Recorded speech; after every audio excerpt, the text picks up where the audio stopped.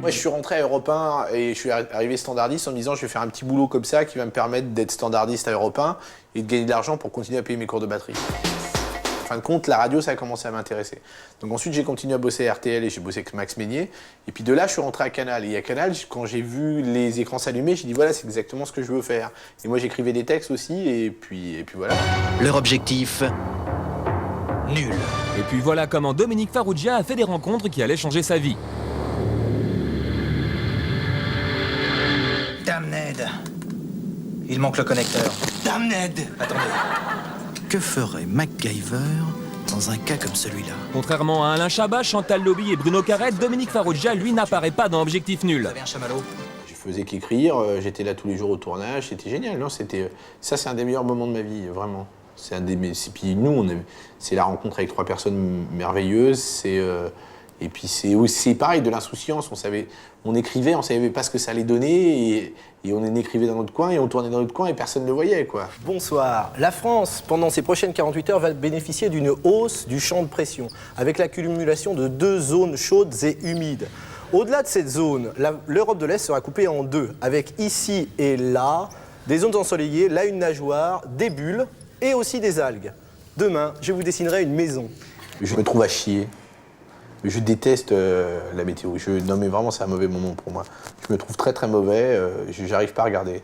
Déjà, j'ai du mal à me regarder, mais la météo, c'est pire que tout.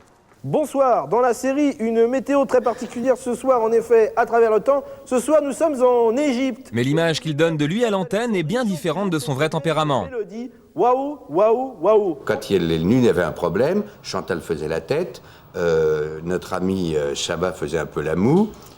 Carrette faisait une pirouette, et puis il y avait Farrugia qui arrivait, qui disait c'est pas assez cher, c'est pas comme il faut, il n'y a pas assez de moyens, je veux autre chose, et qui négociait rude.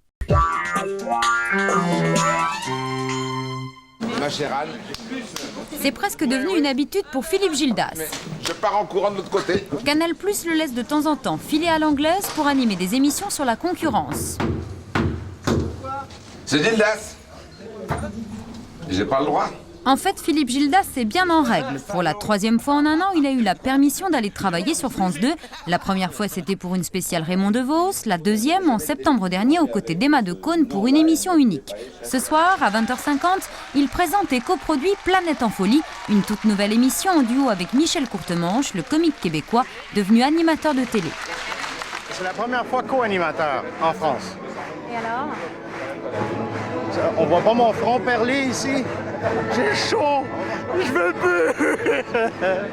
Pourquoi j'ai accepté? Un nouveau divertissement qui décline tout simplement le concept du vrai-faux, avec la diffusion de 11 reportages inédits et 6 invités en plateau qui devront deviner si c'est de l'info ou de l'intox. Dans le cœur de Nicole. Votez, est-ce vrai ou faux? Vous dites, la public? Je dis faux. C'est le principe de info ou intox, c'est le principe du défi jadis. C'est un principe éternel de la radio et de la télé. Par là. Un concept pas franchement nouveau, mais dans le rôle de l'animateur, un Michel Courtemanche déchaîné. Original de laver leur voiture. Si l'audience est au rendez-vous, l'émission reviendra à la rentrée avec Courtemanche, mais sans Philippe Gildas, qui préfère rester tous les midis de la semaine sur Canal+. J'aime bien faire des coups comme Planète en folie parce que c'est un one-shot avec quelqu'un qui ne l'a jamais fait, dans un rôle qui n'est pas vraiment le mien, et j'y apprends quelque chose. Ça, c'est un one-shot.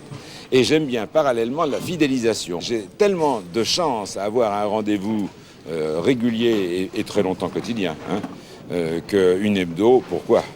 Qu'est-ce que ça m'apporterait de plus?